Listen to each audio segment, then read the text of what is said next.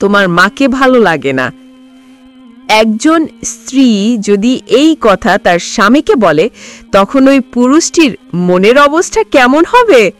কিন্তু একজন নারী তার স্বামীকে এই কথা বলার পেছনে কিছু না কিছু অবশ্যই কারণ আছে, কেননা সকল নারীরা কিন্তু এই কথা তার স্বামীকে কোনোদিনও বলবে না। অনেক নারী আছে তার স্বামীকে, শ্বশুর শাশুড়িকে, পরিবার নিয়ে অনেক সুখ শান্তিতে বসবাস করে, কোনোদিন স্বামীর মনে কষ্ট দেয় না, শাশুড়ির মনে কষ্ট দেয় না। তাহলে একজন নারী তার স্বামীকে কেন এইসব কথা বলে যে তোমার মাকে ভালো লাগে না? চলুন আমরা এই কথাগুলো পেছনে আমরা কারণ খুঁজে বের করি, এবং আপনি কি আমল করলে আপনার স্ত্রীর কোনোদিন এই কথা বলবে না। তো যদি আপনি জানতে চান এই বিষয়টি, তাহলে ভিডিওটি শেষ পর্যন্ত দেখবেন, টেনে দেখলে আপনি মিস করবেন। আমি আলেমা চক্কিনা বেগম, আমার কথা শুনবার জন্য আপনাদেরকে আরও একবার স্বাগতম। আমার ভিডিওটি শেষ পর্যন্ত দেখে যদি ভালো লাগে তাহলে আমাকে একটি লাইক দিবেন, এবং কোন দেশ থেকে বা কোন জায়গা থেকে ভিডিওটি দেখছেন অবশ্যই সেটি কমেন্টের মাধ্যমে জানিয়ে দিবেন। তো আমি আর কথা না বাড়িয়ে মূল ভিডিওতে চলে যাচ্ছি। 1. স্বামীর দায়িত্ব স্ত্রীকে ভরণ পোষণ করা। আল্লাহ তাআলা বলেন, পুরুষেরা নারীদের অভিভাবক, কারণ আল্লাহ তাদেরকে একে অন্যের উপর শ্রেষ্ঠত্ব দিয়েছে এবং পুরুষেরা তাদের অর্থ ব্যয় করে থাকে।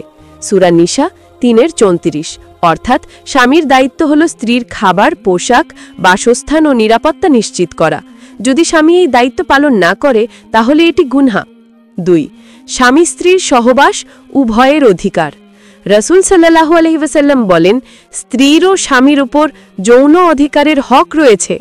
তাই স্বামী যদি বিনা কারণে স্ত্রী থেকে দূরে থাকে, মাসের পর মাস তার কাছে না যায়, তাকে অভিমান, রাগ বা অবহেলায় বঞ্চিত করে, তবে এটি অন্যায় ও পাপ। 3. যদি স্বামী অবহেলা করে, স্ত্রীর করণীয়: প্রথম ধাপ, শান্তিপূর্ণভাবে স্বামীকে বোঝানো, ভালোভাবে সম্মান রেখে বলা, আমার হক আছে, তুমি আমার প্রতি দায়িত্বশীল হও। দ্বিতীয় ধাপ, যদি স্বামী না শোনে তখন দুই পরিবারের নিকটজন ও বুদ্ধিমান মানুষের মাধ্যমে সমস্যা সমাধান করার চেষ্টা করা। এটি আল্লাহর নির্দেশ। তোমরা দুপক্ষ থেকে একজন করে সালিশ নিয়োগ করো। সূরা নিসার 3:35। তৃতীয় ধাপ, যদি তারপরও স্বামী পরিবর্তন না হয়, স্ত্রী স্থানীয় ইমাম, আলেম বা ইসলামিক কাউন্সিলের কাছে অভিযোগ করতে পারে, কারণ এটি তার অধিকার। 4. দীর্ঘদিন সহবাস বন্ধ থাকলে স্ত্রীর অধিকার। ইসলামে বলা হয়েছে, যদি স্বামী 4 মাস বা তার বেশি সময় স্ত্রীকে শয্যা থেকে দূরে রাখে এবং এর কোনো ইসলামিক বৈধ কারণ না থাকে, তাহলে স্ত্রী ডিভোর্স অর্থাৎ খুলা বা ফাস্ক দাবি করতে পারে। 5. ভরণ পোষণ না করলে ইসলামে শাস্তি। রাসূল সাল্লাল্লাহু আলাইহি ওয়াসাল্লাম বলেন, একজন মানুষ যদি তার দায়িত্বে থাকা মানুষদের ভরণ পোষণ না করে, তাহলে সে কিয়ামতের দিন গুনাহগার হিসেবে উপস্থিত হবে।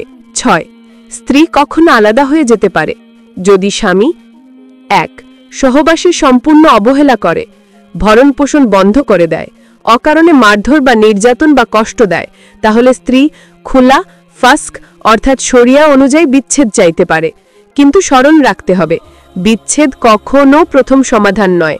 প্রথমে শান্তিপূর্ণ সমাধানের চেষ্টা করতে হবে, দোয়া করতে হবে, আল্লাহর কাছে সাহায্য চাইতে হবে। প্রিয় শ্রোতাবৃন্দ, ইসলাম দাম্পত্য জীবনে ভালোবাসা, দায়িত্ব ও দয়া চায়। স্বামী স্ত্রী একে অপরের পোশাক স্বরূপ, কেউ কাউকে কষ্ট দেওয়ার জন্য নয়। যদি কোনো পরিবারে সমস্যা থাকে, তা লুকিয়ে রেখে ধ্বংস ডেকে আনার চেয়ে ইসলামিক পদ্ধতিতে সমাধান করা উত্তম। আল্লাহ তাআলা আমাদের সঠিক বুঝ, উত্তম চরিত্র ও সুন্দর দাম্পত্য জীবন দান করুন। আমিন। এই ছিল আজকে ছোট্ট ভিডিও।